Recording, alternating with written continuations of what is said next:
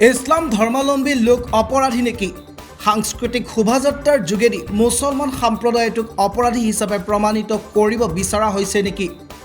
সদৌ অসম সংখ্যালঘু ছাত্ৰ ইউনিয়ন চমুকৈ আমছুৰ তীব্ৰ প্ৰতিক্ৰিয়া। কালি বড়োলেণ্ড বিশ্ববিদ্যালয়ৰ এক সাংস্কৃতিক শোভাযাত্ৰাৰ কাৰ্যসূচীত মুছলমান সম্প্ৰদায়ৰ বেশভূষাৰে দুজন ব্যক্তিক আৰক্ষীৰ পোছাকত এজন ব্যক্তিয়ে ৰছীৰে বান্ধি দি যোৱাক আচলতে কি সংস্কৃতিৰ প্ৰদৰ্শন কৰিব বিচাৰিছে? বৃহৎ প্ৰশ্ন উত্থাপন হৈছে। সদৌ অসম সংখ্যালঘু ছাত্ৰ ইউনিয়ন আমছুৰ পশ্চিম কোকৰাঝাৰ জিলা আমছুৰ তীব্ৰ প্ৰতিক্ৰিয়া।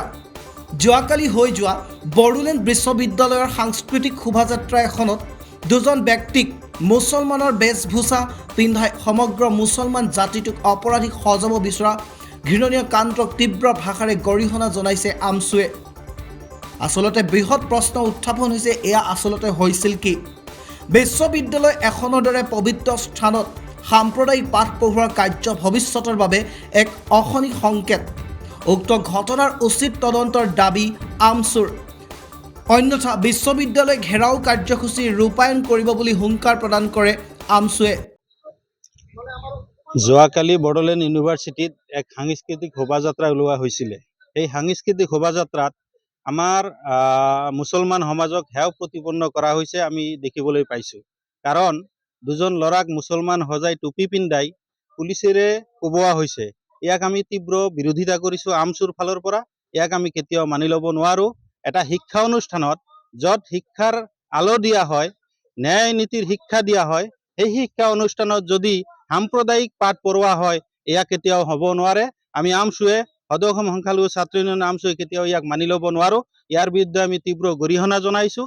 এনেকুৱা কাম যদি অনাগত দিনত কৰে তেনেহ'লে ইয়াৰ বিৰুদ্ধে আমি গোটেই ব্ৰিটিছ স্তব্ধ কৰি দিয়াৰ কাৰণে বাধ্য হ'ম।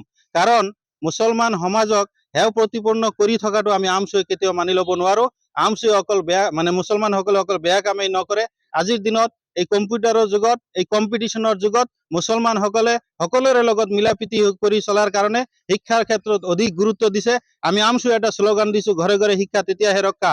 এই পৰিস্থিতিত এনেকুৱা পৰিৱেশ কৰাটো বড়োলেণ্ড ইউনিভাৰ্চিটি কৰ্তৃপক্ষক আমি আমছুৰ পৰিয়ালৰ ফালৰ পৰা ধিক্কাৰ জনাইছোঁ। ইয়াৰ এটা বিহিত ব্যৱস্থা হ'ব লাগে।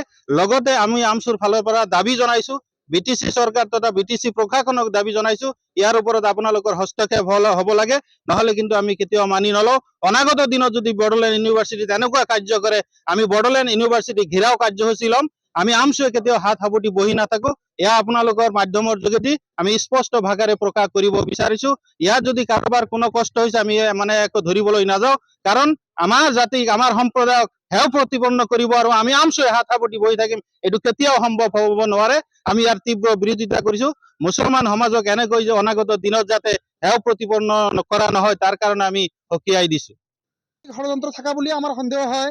যিহেতু আগন্তুক লোকসভা নিৰ্বাচন আহি আছে, সেই সূত্ৰেও হয়তো কিবা এটা সাম্প্ৰদায়িক বাতাবৰণৰ ক্ষেত্ৰত এইটো কৰিব বুলি আমি ধাৰণা কৰিছোঁ। কোকৰাঝাৰৰ পৰা আজিজুল হকৰ ৰিপৰ্ট, B24 অসম এনি।